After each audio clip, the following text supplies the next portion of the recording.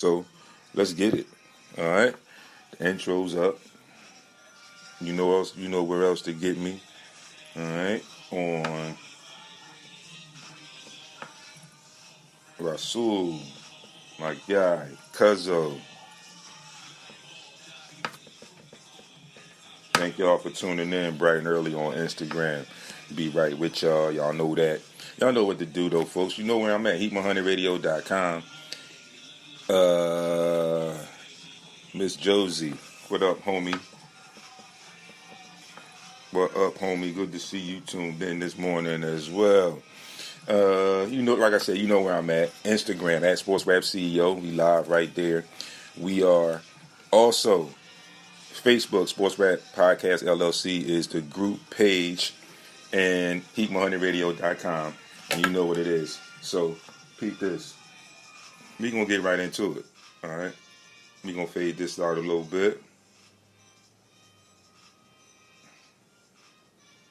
And here we go. Good morning, ladies and gentlemen. Good morning, everybody. How's everybody doing today? I hope everybody had a really good weekend. I hope you enjoyed the activities from the weekend. I hope everyone had a good sports weekend. But nonetheless, you know where I'm getting at with that. You know what we're going to talk about. We are definitely going to talk about the fight from Saturday night. We're going to talk a little Eagles since we are 38 days away from football. And, of course, just because got some Sixers stuff in here, some mock trades and some stuff. I'm going to talk a little bit about them. So, you know what we do every day. Everybody knows the routine, so we're going to jump right into it and get it cracking and do what we do. Bengals quarterback Joe Burrow was carted off the field over the weekend or last week. Let's see. Yeah, I wish I could too. I wish I could too. But like I said, Bengals QB quarterback Joe Burrow was carted off the field with a calf injury. It's reported to be just a strain, so hopefully he can get back very soon. The Atlantic Coast Conference is absolutely open to expanding their membership. Jalen Ramsey is set to undergo surgery for a knee injury, I believe. He's scheduled to be out 6 to 8 weeks. The doctors releases statements on Bronny James' condition. You can go and read that at your leisure. Not that I don't want to report on the situation. I posted the situation, what happened, when it happened. But it is in my opinion, it's a very serious situation. I think it's a very close situation to that family. And I'll just give you what I feel comfortable giving you out of respect for the family and because of the condition, the severity of the condition. I'm just going to go with that. The Angels outfielder Taylor Ward had several facial fractures from being hit by a pitch. The Vikings and Daniel Hunter reach a new deal worth $20 million. And finally, Saturday, you all know the big fight was Saturday. Errol Spence, Terrence Crawford. Spence gets stopped by Crawford in the 9th round. But we're going to talk about that, all right? We are definitely going to talk about that. Ms. Powell, thanks for tuning in this morning on Facebook. Y'all know like I do. Everybody just let me know y'all here so I can shout y'all out and give y'all proper props. I'm sorry, Nathan Phillips Williams, as always, tuned in just about every Monday. If not, well, I'm sure he's tuned in every Monday. I don't see him. I don't notice him. He doesn't type in every Monday, but I'm sure he's here every Monday. So with that being said, folks, I'm going to jump right into some Major League Baseball scores real quick, and then we're going to get into what we do and talk what we talk and do what we do. So Major League Baseball yesterday. Angels, Blue Jays. The Angels take that game in 10 innings, 3-2. The Brewers fall to the Braves 8-6. The Phillies in 10 innings fall to the Pirates 6-4. The Tigers fall to the Marlins 8-6. The Mets get by the Nationals 5-2. The Guardians blank the White Sox 5-0. The Twins fall to the Royals 2-1. The Rays get up on the Astros 8-2. The Cubs get blanked by the Cardinals 3-0. The Rockies blank the A's 2-0. In 11 innings, the Giants get by the Red Sox 4-3. The Dodgers get blanked by the Reds 9-0. The Mariners shut out the Diamondbacks 4-0. The Rangers fall to the Padres 5-3. It's one score I didn't get to you for you. I didn't get the Yankees Orioles score, but I'll get that and get that to you later on. In the WNBA, my guy, Mighty Robinson, give me 1 second and I'm going to see what we can do about bringing you in.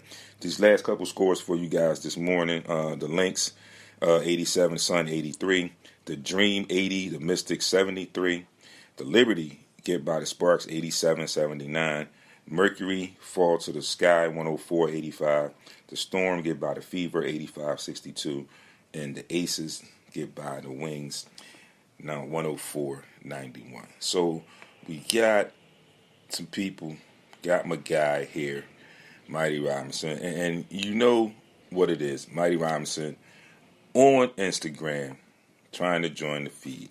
So we're going to work and get him in to this feed, and this is going to lead us right into what I want to get to first. There he is. I hope you all can hear him when he begins to talk. Good morning, good morning, good morning, my guy. So we're going to jump right in. And I know that's why you're here. I know that's what you came to chit-chat about. Definitely. Man, I don't even want to talk about it, man. No? You don't want to talk about it, huh? No, man. You mad? It didn't go the way you thought it was going to go, right? Hell no. I think you are right there with a billion other people. Because for me, I thought I was with Bud. Okay, just to be honest, going in, I was with Bud. Right? But I didn't think that Spence was going to put on that kind of performance or that kind of show. I swear, I thought for everything in me that it was going to be a better showing than that. Well, I mean, you know, I'm not one of them guys that's sour about nothing. You know, you get the people like, oh man, he mad because this, that. I'm not mad at that. I'm mad because at the end of the day, I'm a true fight What up, fan. Frank? I'm a true fan. I'm a true artist at the sport of boxing, and I can pick out all the reasons why the fight didn't go according to the plan that maybe Derek had it the way that other people may have wanted to see it go. What's up, D? There are many reasons why I seen the fight didn't go the way that it went, that it should have went. But I got to take my hat off to Bud. Goddamn, Bud for a magnificent fight. It was just that was just like, even if Spence did come the way he was supposed to come, it was just spectacular that night. It was just like Robinson and Gaddy. No matter how Gaddy came, I was just on my A game that night, no matter what.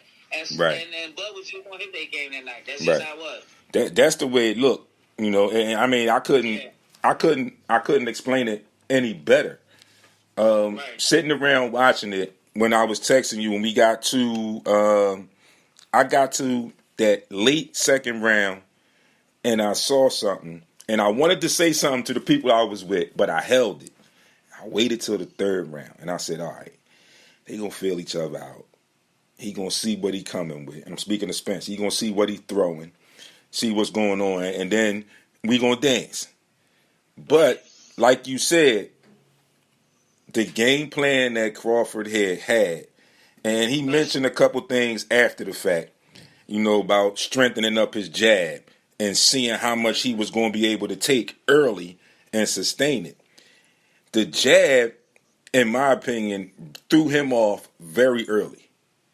And I don't know if it was the rotation of the jab, the strength of the jab, or a combination of both. But it threw him off early. Right. You know, and again, like you said, knowing what you know about the art, right? And me just watching and being a close watcher and speaking to people like you that I know and asking questions and getting different opinions on stuff, I really thought, you know, even when I said to myself, oh, he feeling it, you know, but this is Spence. Like, come on, give me something. I just felt like I was just waiting for him to give me something, and nothing came. Nothing. It was just that night, man. This was a case like, you know how you in school and your teacher call you up and say, look, I got a project for you, and I need you to put everything in order. I need you to put this in, and this is gonna go in the A column, gonna go in the B column, and this is gonna go in the C column. That's just how that fight was done. That's how that fight was detected. And, right. That's just how it was, man. I can dissect. Mm-hmm. Be sitting here all night and me telling you everything on the way that I thought the fight went and how it dragged out. But man, at the end of the day, man, Bud Crawford came and he dissected Spence in the fashion that he did. I was just upset because they had a game plan, and when you go into a fight, you can't have a game plan A and then not have a game plan B or C. And Bud and them had a game plan A, they had a game plan B, they had a game plan C. Then Derek and Spence and them had a game plan after A. Right. Because we already know, and the whole world knew, the Spence game plan was A, his jab. I don't think they had a game plan after A. After their jab was dissected and broke down, they didn't have nothing after that. And I think I think Bud took that away, and after they took that away, it was a wrap. It was done. He was over with. Yeah. Yeah. So look, just my hats off to Bud. Absolutely. Just real quick. So we got a lot of people piggybacking and agreeing with everything that you've been saying in their own words. Darnell Hames say Bud did his job. Only Nace is definitely have to control how to pivot when need be. Wasn't about the pivot. It was like what Mighty said. It was no game plan for what was being done. Like when Mighty was here, and we always talk, when he brings his fighters, and we always talk about instances and how you get into that ring. And we always talk about the differentiation of boxing as a sport to all the other sports. And the biggest thing that we get to is when you get in boxing, you get in that ring for that 3 minutes, it ain't no timeout. Either you going to fight or you going to quit. Those are your only two options. It ain't no timeout. Your timeout come when that bell ring. And then you got what? Almost a minute to get it together, to get back in to go 3 more minutes. And it's you and that man in front of you. So, like you said, if you don't have an alternate game plan, you dead in the water early, and it shows. Like, now that we talking about it like that, I think, in all honesty, this fight, although it was highly anticipated, it was what a whole bunch of people wanted to see. Right now, just thinking back in retrospect, I feel like this fight could be used as a teaching tool. My guy, Richard Drummond, Stan Groovy Laws, good morning and blessings to you on Facebook. Stan, congratulations on that back-to-back chip win. Yeah, so I feel like this fight could be used somewhat as a teaching tool to show exactly what happens with everything that you just said. You go in with a plan. If you ain't got no alternate, you might as well just quit, because it ain't gonna get no better. It sure ain't. Definitely. And like you said, you ain't got no help when you boxing. You got your hands, but that's it. You know, it ain't like in the other sports to where you might can defer to a guy till you get yourself in the rhythm or whatever. In boxing, if you ain't in no rhythm, better hurry up and get in one, or it's going to be a long night or a very short night, one or the other. And it also, it also determines. I'm not gonna say determine, but did you watch the earlier fights, D? Yeah. The preliminary fight. Yep. Take Spence is my man. Donaire. Okay. The Chinese guy. Yeah. We know that he's a great fighter. He's a great puncher. Now I'm saying now when he was fighting that, he fought 2 fights before that, and he fought that kid. We knew that with him, only way he could win the fight was that if he knocked the kid out. He couldn't draw the punch the kid. He couldn't load up and hit the kid.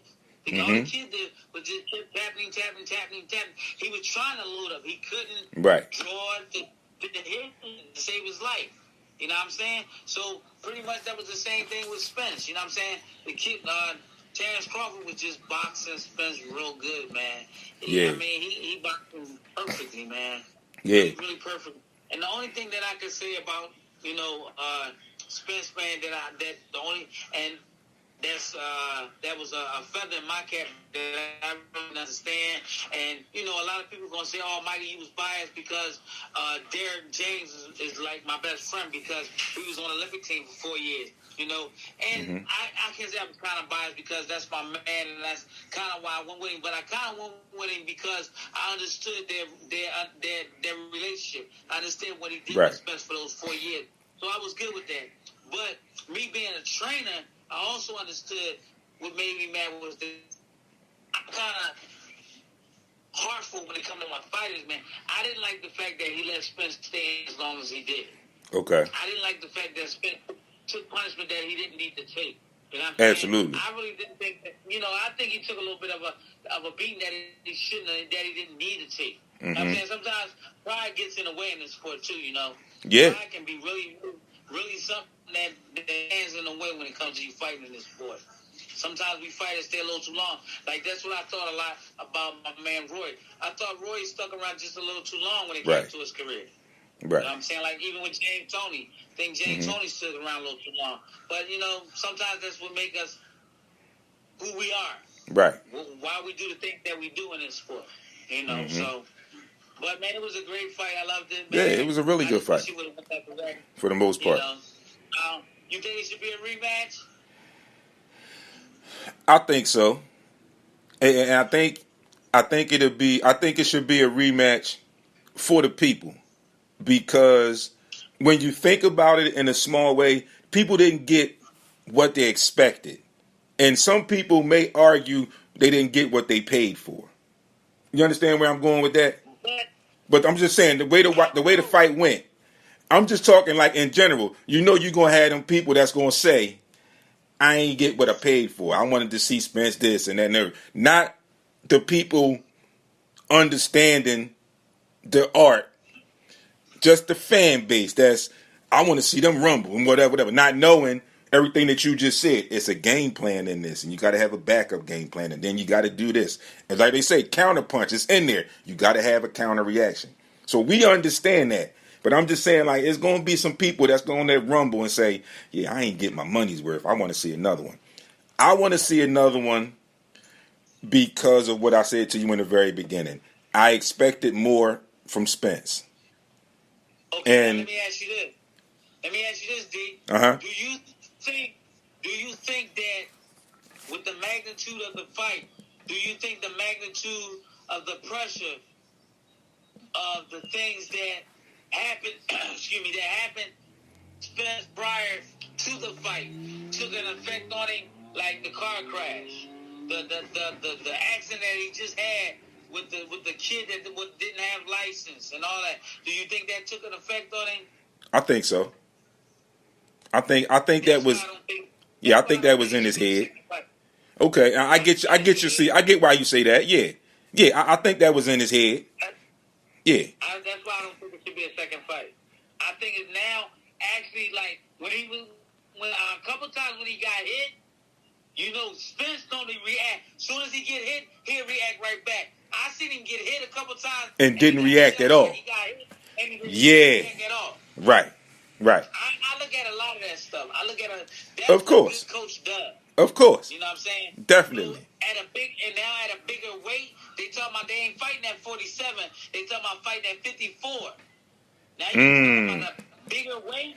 Now if they go up, I don't think so. Like you said, because and now that you brought it up, I do remember noticing that as well. Like certain times where it was like, yo, he just got tapped, and it's like, yo, he usually throw something back, and it's like, ain't nothing coming. You're like, yeah, that ain't right. Something ain't right there, And watching it in the moment, didn't think about it that much, but now that we talking about it after the fact, and I'm playing it over in my mind as we talking about it. Great point. That I feel like, yeah, that did have an effect, and some people may say, well, it couldn't have had that much of effect. Listen, I don't know what y'all saw. If y'all saw the first accident, I saw the first one. Now, I might be able to give you a little bit of wiggle room on the second one, where you might can argue just for sakes of debating and talking about it. Oh, that wasn't that bad. But no accident is ever that bad. Whatever, it's an accident, whatever. But again, for sakes of our discussion right now, you don't understand how the magnitude of that first one combined with that second one in the time frame is the biggest issue that a lot of people will miss. The time frame that these two accidents happened and the time frame within this fight. Yeah. Man, I don't care what you say. I'm not a real guy. Mm-hmm. And of course, God is mightier than all of everything. He definitely mighty because he put this man Spence back from an accident like the first accident to come back and do the things that he done in the boxing. Absolutely. There's no way in the world that brother come back and win 2 world titles the way he did. Mm-hmm. Man, look. No. Man, go back around and get this money like he just got with Crawford. Right. Yeah. Absolutely. Yeah. So, real quick, I got my guy on on Facebook, Richard Drummond. He agreed with a lot of things you just said, Marty. He said you have to know when to save your fighter when he's getting a beating that doesn't need to occur. Then he also said when you get a puncher and a boxer, sometimes the boxer fights a perfect fight. Definitely. It happens. Man, look, I like you already know how I am, D. I'm not the type of guy to be toot my own horn like that. I'm not that type of guy. I fall back all the time. Mm-hmm. But at the end of the day, I said nobody did it better than me when I fought Gaddy. The puncher boxer, I box extremely well. So absolutely. It comes and all the time. and it's like you said with one of the prelim fights. The Chinese, the Asian guy, he's the knockout punch. Like you said, he couldn't get to him. Boxing, I know what you do. Exactly. I'm going to do everything that I can do in my power so you don't get that. And that's where, like you said, a lot of times people don't fully understand. I'm going to box you, but like I know what you can do, but if you can't get me, like you said, if you can't line me up and throw it and connect, then I'm already winning. There you go. I'm already winning. Mathematics, man. Exactly. It's easy mathematics, man. And my dad always say 1, 2, 3. And people don't understand, again, getting back to the magnitude of that one-on-one. Frustration level and a one-on-one is totally different than when you in a team setting. You can be frustrated in a team setting, but you got backup. You got help. Right. When you in there, that 3 minutes, it's all you. Exactly. And another thing that I'm trying, I don't want to go off, but one thing that makes everything great too. Everything too that makes everything great is that hold on a second. Never. Another thing that makes everything great, that people also have to understand and think about too, that I love more than anything in the world about Terence Crawford is that he has a great team, man. You see, he has a great team, man. His team loves him. He loves his team. His team works with him, man. He got a strength and conditioning coach. He just got a whole team. It's not no one guy that thing. Everybody does everything. Right. And when you have that, it's no way that you cannot win. Right. It's not no one person take charge. Everybody works together. Absolutely. So, it is what it is. So, I'm not going to hold you up, D. I know you got some other stuff going on, man. Yes, sir. So, what you think about the thing with the Phillies, man? The Phillies? Yeah. You said the Phillies? I hope they can get it together, man. I hope we seeing a repeat of what happened last year. They go on a magical run. I know. I think, I don't know, man. I feel like they should have made some type of move during the trade deadline. They didn't. We spent all the money on these guys, man. $3 million, Yeah. $7 million, $4 million. All these guys, man, and now they want to. Now Rob, the manager, wants to shake up the lineup a little bit. Something that he did last year. So I'm hoping that he has something in that he can make something happen. Hopefully they can start hitting the ball, man, because they haven't been hitting the ball well. And usually this is around the time when they get hot, start hitting the ball. June, July going into August. So, and yeah, two of our top guys are struggling. Richard Drummer just chimed in on Facebook and reminded me of that. Aaron Nola, our ace pitcher, and the guy that we just paid a lot of money to, Trey Turner, struggling now. One last thing, man. I know I'm gonna get chewed out for it, but can you call James Harden, tell him to come over to the gym, man, so we can get some work together? Who that? James Harden? James Harden. He can't wear no headgear though. Yeah. He can't wear no headgear. He needs somebody to beat something into him, man. He can't wear no headgear. I can't do that, man. You should not give me life. I know. That's our inside joke, man. That's my inside joke.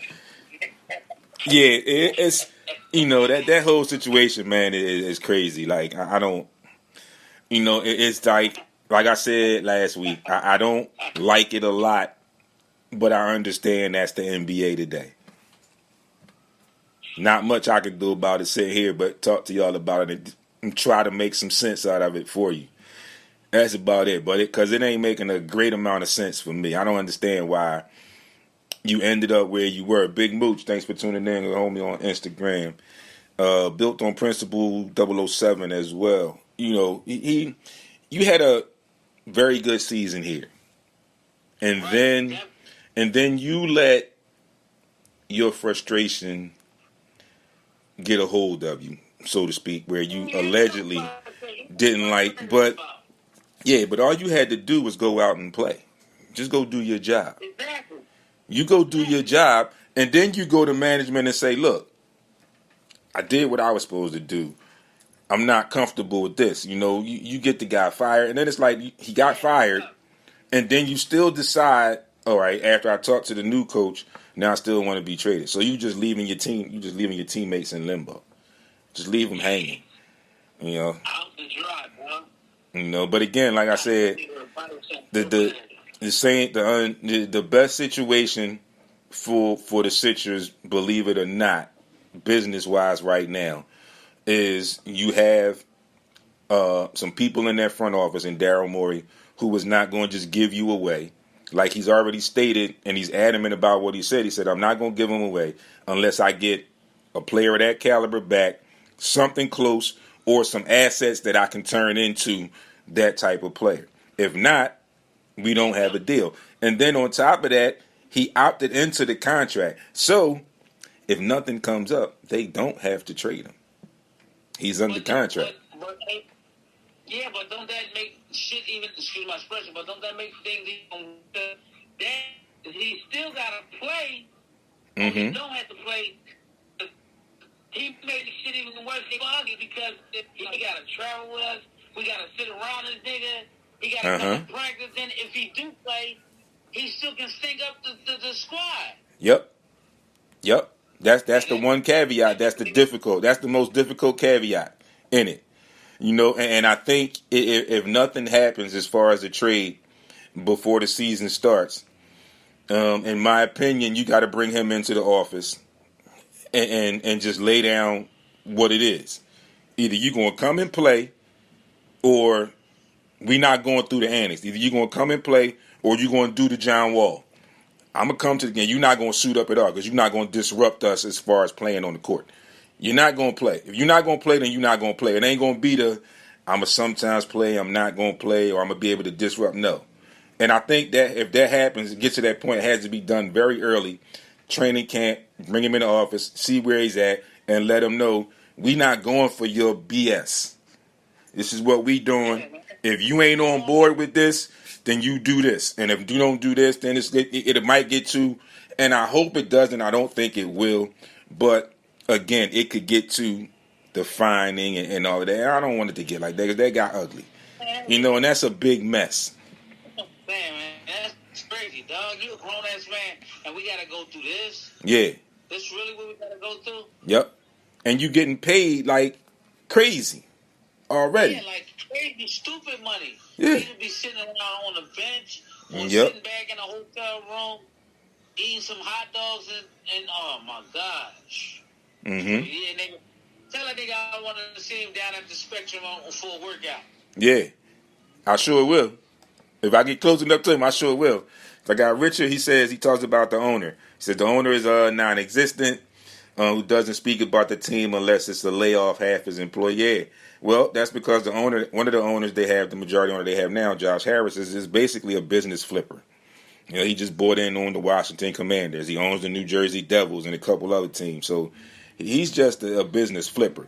And right now, as far as the Sixers, the business is good for him. And that's what he's concerned with. So great point, Rich. Yeah, so, it's got to come from within because it's not going to come from ownership. So it's got to come from management, coaching staff.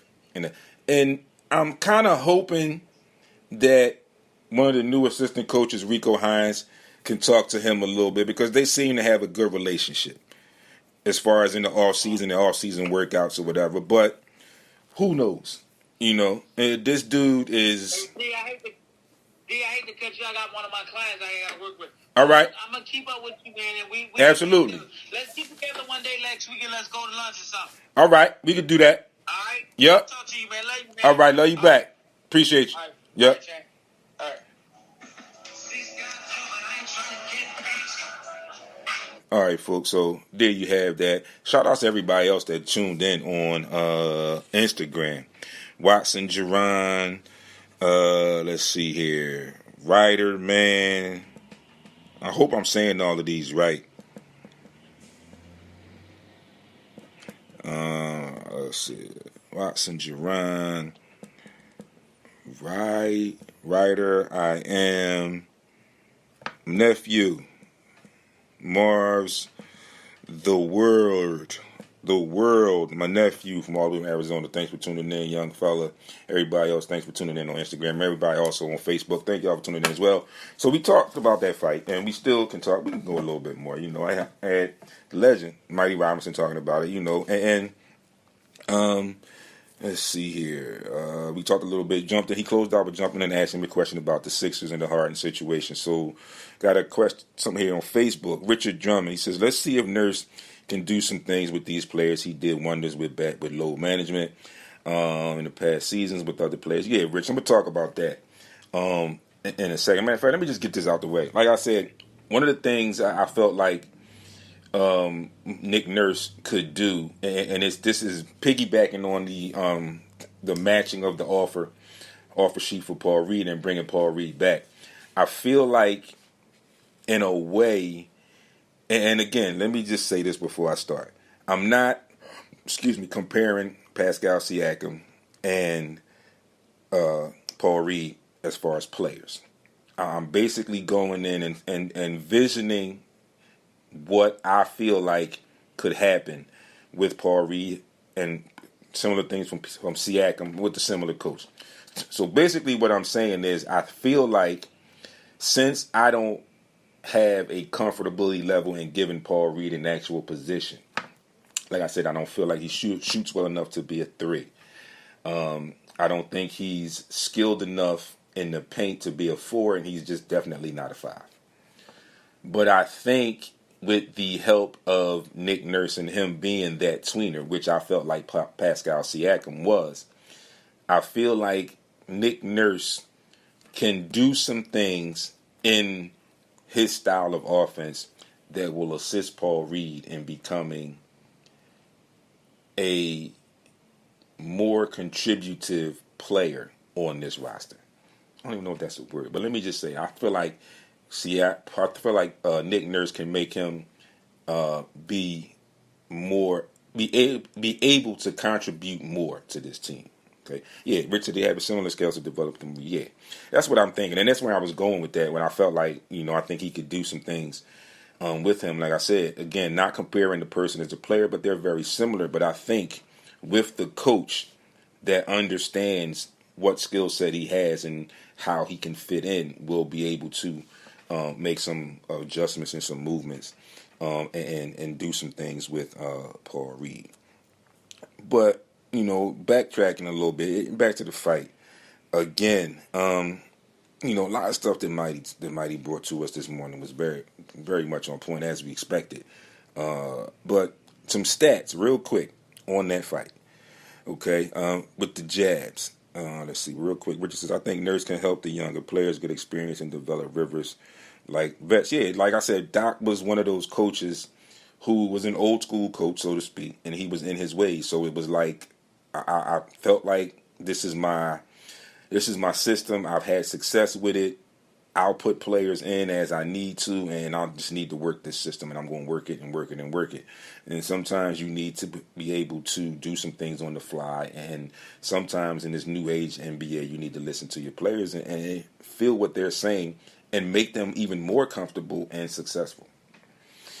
So getting back real quick, the jabs for Spence, 33 of 296, resulting in like an 11% total. On the other side, Terrence Bud Crawford, 87 of 206, 42%. Power punches, Bud Crawford, 98 of 163 for 60%. Spence, 63 of 184 for 34%. Total, 96 of 480 for Spence at 20%. And we got 185 of 369 for 50% for Terrence Bud Crawford. Body shots allowed, Crawford allowed 18, Spence allowed 37. So it was very lopsided there, as we saw, and the numbers even reiterate the lopsidedness that we saw. Again, like I said, I was asked if I would want to see a rematch. I gave a couple reasons why I felt like there should be a rematch. But then also, the second part of that question that Mighty asked me about the accidents, that occurred with Spence. Yes, I think they played a role in it. And like I said, even thinking in retrospect, thinking about that, the time frame from one accident to the other, and then the time frame from those accidents to this most recent fight. C-Wright 43 on Instagram initially said we were talking about the James Harden thing. He says the Ben Simmons effect. Yeah, totally it doesn't get to that, but then they also say put Paul Reed in the weight room and more playing time. Yeah, that'll probably happen. But again, like we said, with a coach like Nick Nurse who understands the game and understands today's game, I think it'll help. Let's see. Richard Drummond says he would like to see a rematch, see if the fight will come out differently. Yeah, and that's my thing, Rich. That's how I felt about the question when I answered it first. Initially, I was like, yeah, I would like to see it because in a small way, I'm with some of those people who felt like they didn't get their money's worth, but that's not really my point. My biggest issue is I expected more from Errol Spence as far as a showing. And I didn't see that. So I would definitely want to see them again to see if anything changes, or if there's a different outcome, but more so to see if anything changes within the confines of that fight. So again, the fight was, it was what it was. We are where we are with it. Undisputed, the only fighter undisputed in 2 weight classes. We'll definitely be on the lookout to see if there will be a rematch. I think Spence will want one. Yeah, it wasn't. Like, that's what Mighty mentioned. Like, did the accidents, I think, play a part in it? I think they did. Because, like he said, there were times when he got hit and you expected what you normally would expect from him with a counter, and it wasn't there. And then there were times when he looked like he got hit and he was like, whoa, kind of like shook a little bit. So he wasn't there like he should have been there, in my opinion. So, yeah, I think, like you said, Rich, I feel like the same way. I would want to see a rematch just to see. And I'm not saying that this was a hoax or anything like that. I just want to see a better showing from Errol Spence than what I saw on Saturday. That's it. That's just how I feel about that, and that's just it. So, moving along, folks. While I'm here, we've been talking. We mixed it in. I Mighty brought that question up about the James Harden issue, and we talked a little bit there, and we talked a little bit Paul Reed. So we get back to this situation, and again, we know the situation. I'm not going to give you the backstory on it, but I'm going to talk about a couple mock trades that I saw, and I will definitely give some opinions and get some thoughts on what I think and what some people think as we talk about it. You see if Spence can be a good training camp. Yeah, with no distractions. Absolutely. You got to keep him. You might have to take him like to what they call him, a combine or something. Yeah, Rich, I love mock trades. It's the best. Like this is like what gets me through this dead time of the year. So this first one, and it's heavy talk with the Sixers because James Harden has allegedly said that he wants to go to the Clippers, yada yada yada. And I talked about this last week. Like it's amazing how a lot of these guys now just make demands and want to say, "Oh, I'm going to get traded, but I want to get traded here. It's the only team I want to go to." It's like you got to take into consideration also too that this is a business still, and you're a part of the business now. So, like a lot of teams that have some headstrong front office people are going to do what they feel is necessary or what they feel is best for the team. But you say to them you want to go to A, B, or C. If you end up going to F and it's better for them, then they'll deal with the consequences of that and you be gone. So it is what it is. So this was his, let's see, this is a 2-team, and this is one of the team that he wanted to go to. The Sixers would get Norman Powell, Nick Batum, Terrence Mann, and Amir Coffey. The Clippers, in return, would get James Harden and Furkan Korkmaz. Well, in this deal, they would get James Harden. Of course, James Harden would get to play there. He would be added into the fray with PG-13, Russell Westbrook, and Kawhi Leonard. Furkan Korkmaz may get some minutes there. He may not. It all depends on how he would fit into the rotation. Nick Batum, Norman Powell, Terrence Mann would be solid role players, bench players for the Sixers. I think the combination of them, depending on how they would fit into the rotation, could get you close to the production of what James Harden had for the most part the past season. And it's just funny to say it that way because we all know the situation now. So, yeah, it is possible that those three out of the four could get you close to what you got from James Harden this past season.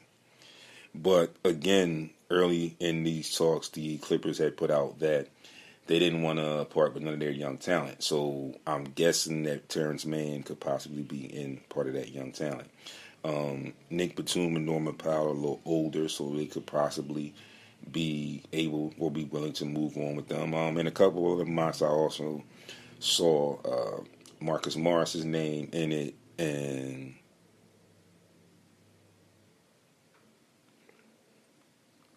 do I believe the weight drainage pay into the coming out? Yeah, I'm not sure what you mean by that. Once again, right or I am, I'm not sure what you mean by that question. Can you rephrase that for me so I can understand it better and then I can answer you? But I'm not, like the way you just wrote it, the way you just typed it in, I don't understand what you mean by that. So yeah, I'm not sure the weight drain is into the outcome. Oh, the fight for Spence? No, I don't think it was the weight. Again, like I said, it and what Mighty said as well, it seemed like, now that I'm thinking about it after the fact, and I saw what I saw, but I'm thinking about it more now, it was like he wasn't there. He was a shell of himself. Yeah, he was a shell of himself, in my opinion. Like Mighty also brought up, and I agree with him, because after he said it, I thought back and I noticed it as well. There were instances where things that we were accustomed to from Errol Spence just didn't happen. And then you look at him, and you look when they got the close-ups of his face, the expressions on his face were more so like shock, like he couldn't believe this was happening, and he couldn't believe that he didn't react. Like it was like the whole thing kind of shook him. So that's where I kind of remember now. And I went back, like I said, when I went back and thought about it, I remember, and I'm thinking like, yeah, that was a little off. And that's why I said like I would want to see the rematch, just because I saw some things that I wasn't accustomed to. And, you know, I can formulate my own ideas and thought processes of what possibly could have happened or aided in that. But also, I look at it and I say, I need to see something else. And again, it may not be what I'm accustomed to seeing from Errol Spence, but I need to see a different Errol Spence than what I saw Saturday night, is basically what I'm getting at. Yeah, Rich, he was definitely a step slow. So, yeah, I hope that helped you out some, Ryder. I appreciate the input as well. Yeah, it's definitely a killer for a fight plan reaction, absolutely. So, the second, or this most recent, my trade, and again, people, I remind you that in order for the Sixers to make this move, again, because of where they are as far as financials, it's arguably going to need to be a third team involved in a deal with the Sixers in anything, because of, like I said, where they are financially. So this one is actually a three-team deal. It's the Mavericks, Sixers, and the Bulls. So the Mavs would get James Harden. The Sixers would get DeMar DeRozan, a 25 and a 28 second-round pick. The Bulls would get Christian Wood on a sign and trade, a 27 first-round pick, and Tim Hardaway Jr. So, now, with this one, it seems a little bit more interesting, a little bit more intriguing than the first one I just gave to you. Not ideally where Harden wanted to go, okay? But, again, this kind of deal is a deal that could work, I think, for the Sixers. Now, because now you can give, thanks for the follow, Ryder, man. I'll follow you back once I get off air. So, definitely follow back once I get off the air. Yeah, this deal, I think, could work. You got a new coach coming in, new system, whatever. And we know this type of offense, the system, and how the guard play comes into play in Nick Nurse's offense. So you got Tyrese Maxey now. So Tyrese Maxey can be your primary ball handler. You can put DeMar DeRozan at the 2. Okay.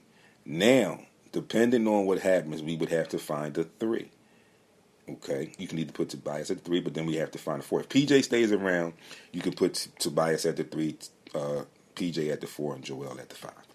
But Richard, he says, getting into this, he says the Sixers' best asset to have is going. Yeah, that's the biggest asset, I think, too. Like I said, in the beginning of the season, in the beginning of the offseason, I felt like they would have been able to maneuver something.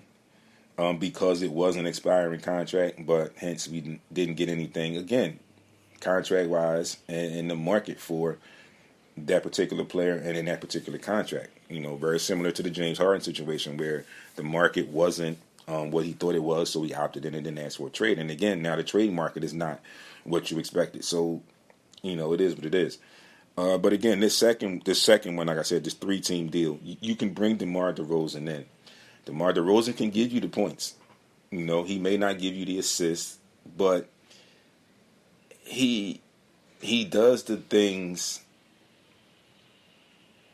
that James Harden doesn't do, where he can control the mid-range game. And in essence, that can help Joel Embiid out, because now you have to be honest, and it lessens the double teams when Nick Nurse will arguably have Joel playing a little bit more in the paint, or whoever, or have Joel playing a little bit more in the paint. You can eliminate, or you can lessen some double teams, because now you've got a guy that can play this 2-man game that is not going to rely a little bit more than not on the step back three. You got a guy that can shoot the three on occasion, but he's more adept at attacking the basket and shooting that mid range and getting fouled.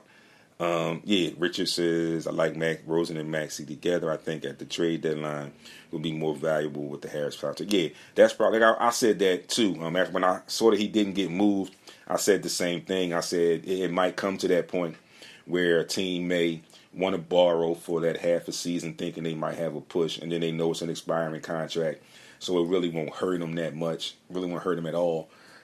So yeah, I think that's the same thing with Tobias about what happened.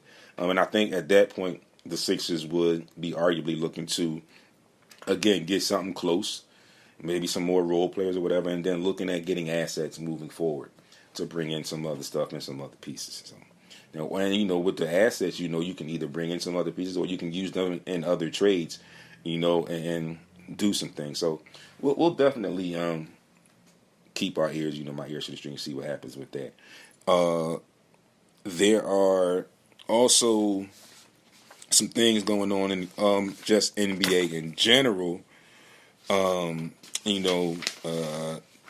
There's an issue we haven't heard with Kevin Durant. Not an issue, but Kevin Durant is getting praised now because he arguably was a big wig, a big leader in getting marijuana off the banned substance abuse.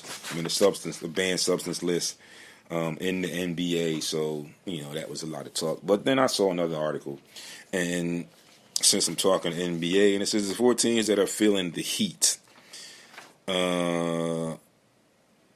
These 4 teams are Sixers, Clippers, Celtics, and the Suns. So we just talked about the Sixers, so let's start there. Some would say it's been pressure to win ever since Sam Hinkie.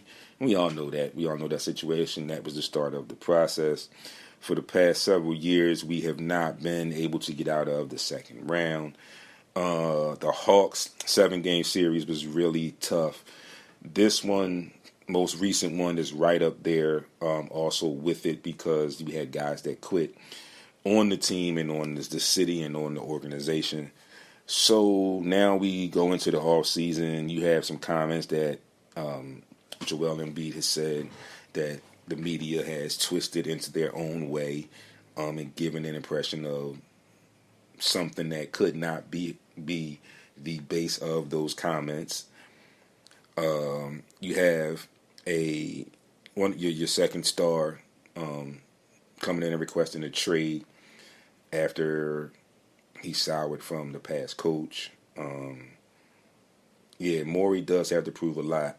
Has a lot to prove this season. He needs to get a player. Yeah, absolutely. So that's where, and again, like I said, with the contracts the Sixers have, they have very limited maneuverability. So they're in feeling the heat because they went, again, as far as they did, second round, whatever. But what do they do to get there again, or what do they do to get past that? So yeah, they are feeling the heat as well. The Clippers, again, the Clippers are in somewhat of the same situation. You got the stars who've been injured, the load management. Again, even when Doc was there, it was the same thing. They couldn't get out the second round. Now they're getting even the same things when Doc's not there with Tyronn Lue. So some work to be done there. And again, that could be the reason or the basis why they're in on the James Harden deals or deal talk.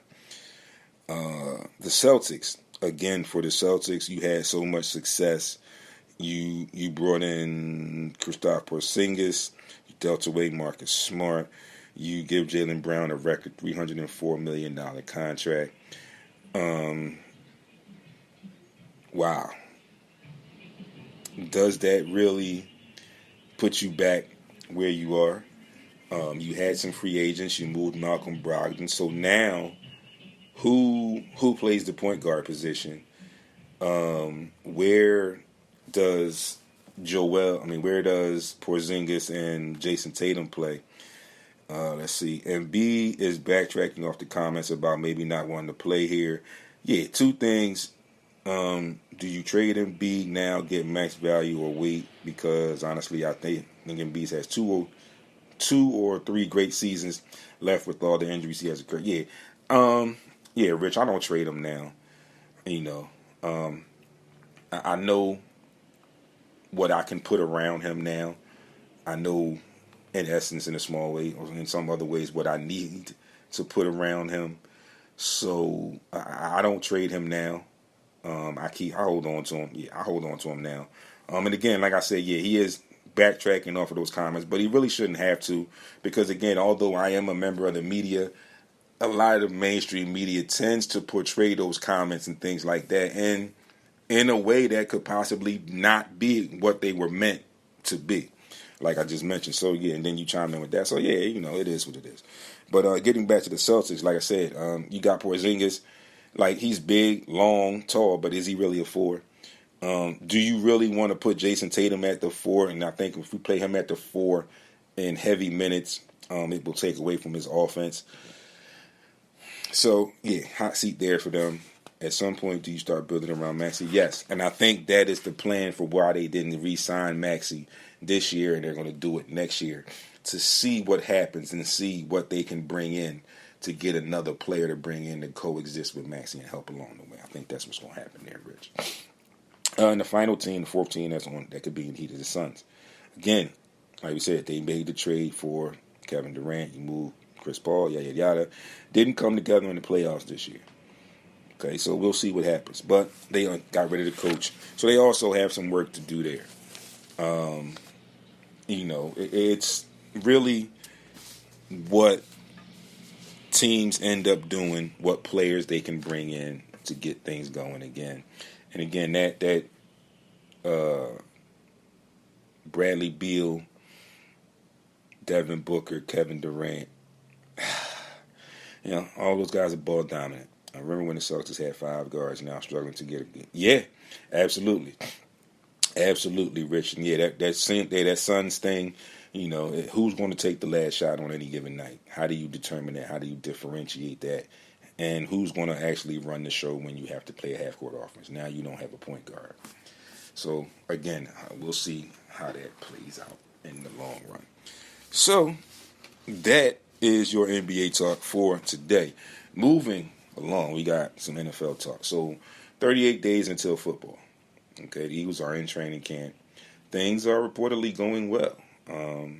There are some surprise players, some things that people are paying attention to. Nick Sirianni had some things to say. He talked about training camp.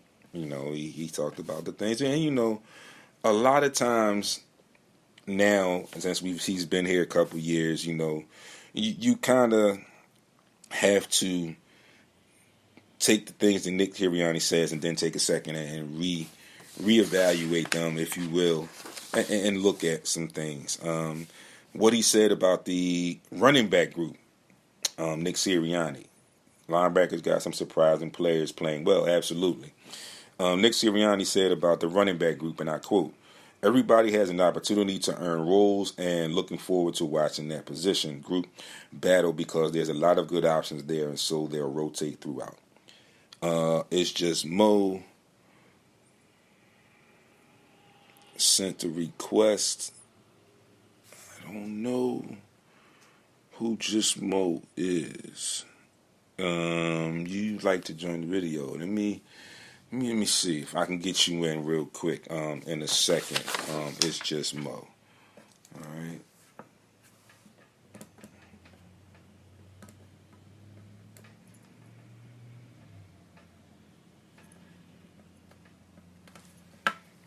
Yeah, I need to know who you are. It's Just Mo. So let's do that.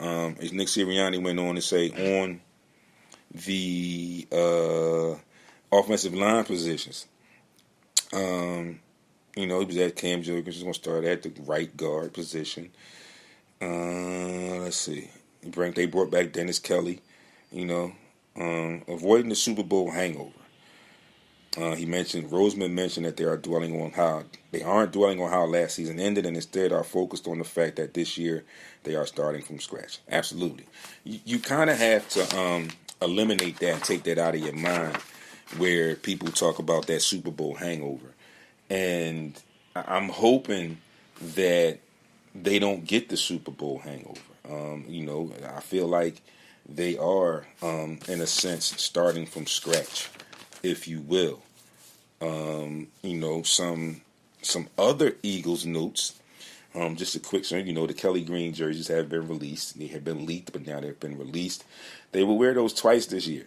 The 2 games they will be wearing those will be October the 22nd versus the Buffalo Bills and November 26th versus the Miami Dolphins. Offensive line is going to be their strength. Hurts is on a mission to make sure they play hungrier. Let's see. All reports are at camp.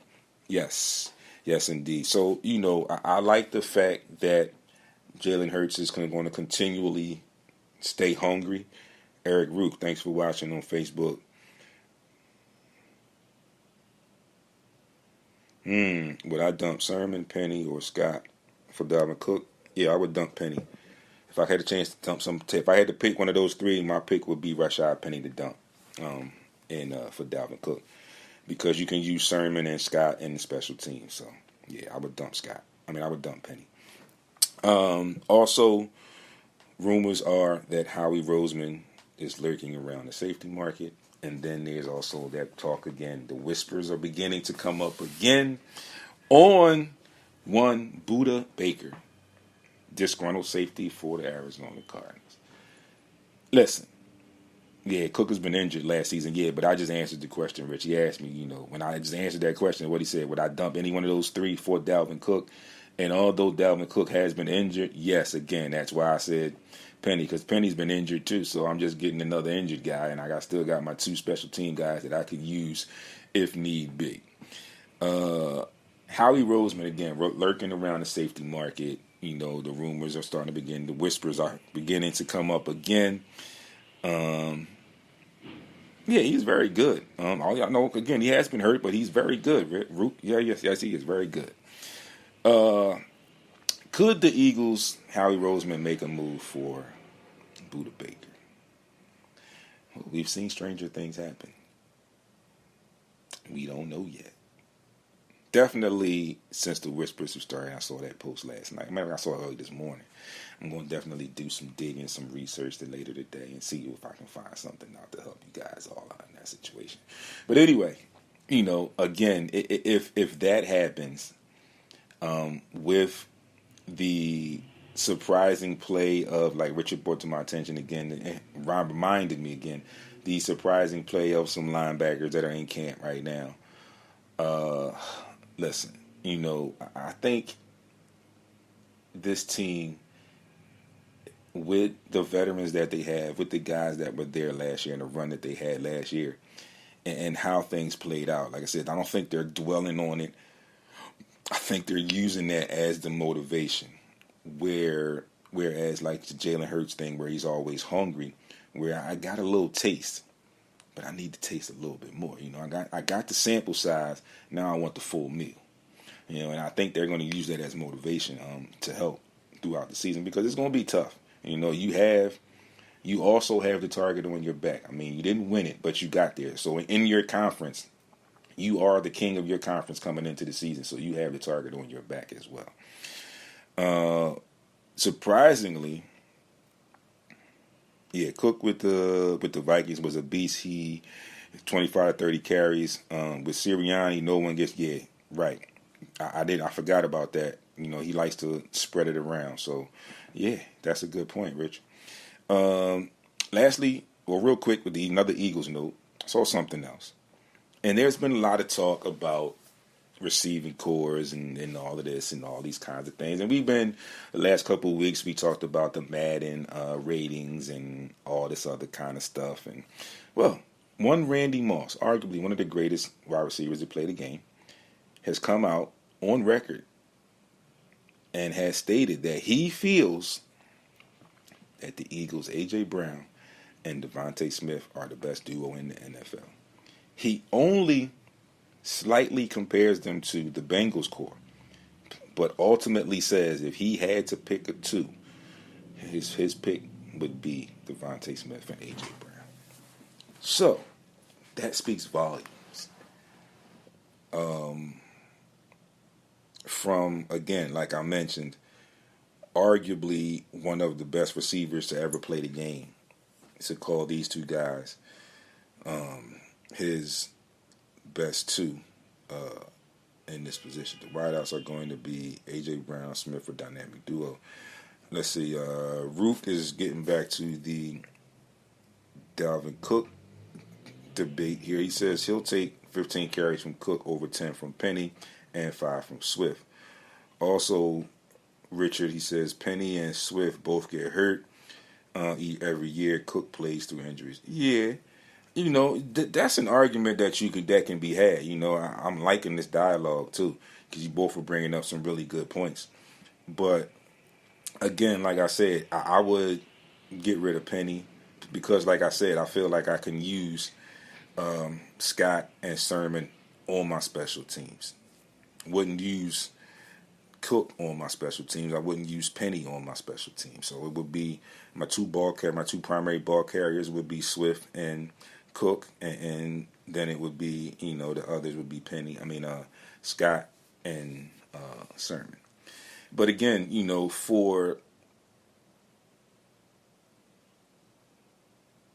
Swift is more dynamic than he did last year. And I think, I think Swift coming home, playing for the Eagles, knowing that he can be an intricate part of this offense and an intricate part of another possible run, he could do very well. He could be successful here, I think. And I think the way that Nick Sirianni rotates running backs, I think that's actually going to help DeAndre Swift a little bit here in his career with the Eagles, which is going to start in 38 days. But, for a guy like Randy Moss to say the things that he has said about this team, about this receiving core, all right, let me see. That's Mo. All right, he didn't come back. My fault, Mo. I didn't know who it was, but I know who it is now. If you want to come back, it's just Mo. You can come back real quick, and I can pull you in, and we can bust it up and talk for a minute. Yeah, if Swift can stay healthy, he can have a great season. Yeah, and and like I said, Rich, I think the way that Sirianni uses running backs, I think it's going to help him stay healthy. But getting back to where I was at with the Randy Moss comments, it's a big thing. They have weapons all over the field. Calcaterra was not that bad. And then don't forget the speed and hopefully the gaining of some strength and some better route running and some more hand strength with Quez Watkins as that third receiver. So, they got some dynamic stuff there. He said he's dynamic but very injury prone. Richard, Detroit dumped him for a reason. Yep, you could say that. It's very arguable. That's an argument that can be had for a long time. But the thing with the Randy Moss thing, like I said, it's a great feat. It's a great gesture. And, it's somebody that is around the game that sees it, that acknowledges it and recognizes it and has enough to put it out there and say it. Because there are probably some other people that believe it and wouldn't put it out there. Richard says that Detroit's line was garbage. That's why he took such a pound. Yeah, Detroit's line was bad. He had a real good game against us when we played them. So, better to have him on our team than have to play against him again. So, with that being said, folks, again, 38 days until football. We talked about the Eagles' schedule last week. We talked about the wide receiver core just now. We talked about the things that are coming up. We talked about training camp. And we look for some surprises from our linebacker core. We're going to definitely keep our eye on Howie Roseman and that safety market where he is allegedly lurking, looking for some more help in that department on our roster. And we will definitely keep you up to date on everything sports, as they come my way. Folks, also, August 20th, we are outside. As you heard from Rock the Barber in the Morning Rush last week. Rock, Lowell Rich, Coach, thanks for tuning in. Yeah, they might. That's how I said it, Rich, that he's lurking, so you never know with Howie. So again, August 20th at the Taj Mahal, Hunting Park. I will get you the address, the exact address. I might even post. I'll probably post it later, but it's been being posted. If you follow at Rock Hair Forever and at Heat 100 Radio, you can see the post there. Celebrating Emilio Sparks, also celebrate pre-celebration, birthday celebration for Rock the Barber, and I believe an early birthday celebration for Heat 100 Radio, going on 9 years. Working on 9 years, y'all. We've been around that long, still strong students, so y'all know. And also, y'all can be part of this. We have openings for other shows. We have time slots. Just get with your boy at SportsRap CEO on Instagram. SportsRap Podcast LLC is the group page on Facebook. You can DM me, either one of those there, or you can email me, sportsrap@yahoo.com. All right? Get at me. Get your spot. Also, I'm available for sponsorships, advertising opportunities, whatever you need. Just get at me. Again, you know where to get in touch with me. Absolutely, Rich. Just let me know when you're up, and we can definitely. Yeah, definitely. You got to come back on, and you got to get up here when you're up here in October. So we'll definitely make that happen. Make sure we have each other's number. We got to do Facebook, got to do social media, whatever. Just make sure you hit me up. Let me know you're in town, and we can definitely put that together. When you're up here, I'll even try and get Chuck to come up, or even Chuck to chime in while we're here and work that out, and possibly even Drew. So we can definitely work that out, folks. Thank you all that tuned in. Everybody that chimed in on Facebook, on Instagram earlier when I talked about the fight. Mighty Robinson, thank you for chiming in and giving us your input on the fight from a very, very great boxing perspective. So I definitely appreciate that. Also, everybody else that tuned in on Facebook, others that are on Instagram, I appreciate the support. Thank you for tuning in each and every Monday and all week. As you do throughout the week on social media. Thanks, Rich. I appreciate you. Good brother. Talk to you real soon. So, folks, that is it. I got some Major League Baseball schedules for you for tonight. Like I said, we're in that dead zone, so we are definitely pushing our way, looking forward to football. Phillies are in Miami to take on the Marlins. The Rays and the Yankees, the Brewers and the Nationals, the Orioles and the Blue Jays, the Angels and the Braves. The Cubs and Reds, the Guardians and the Astros, the Padres, Rockies, Red Sox, Mariners, D-backs, Giants. Also coming up Tuesday, WNBA, the Lynx and the Sun, the Liberty and the Sparks, Mercury and the Fever, the Dream and the Aces. Folks, again, thanks everybody that tuned in. Make sure you plug in to heat100radio.com. Check us on the TuneIn app. If not, get over to heat100radio.com. Join our mailing list, subscribe, and all that jazz. You know where to find me at SportsRap CEO on Instagram, Twitter, and TikTok.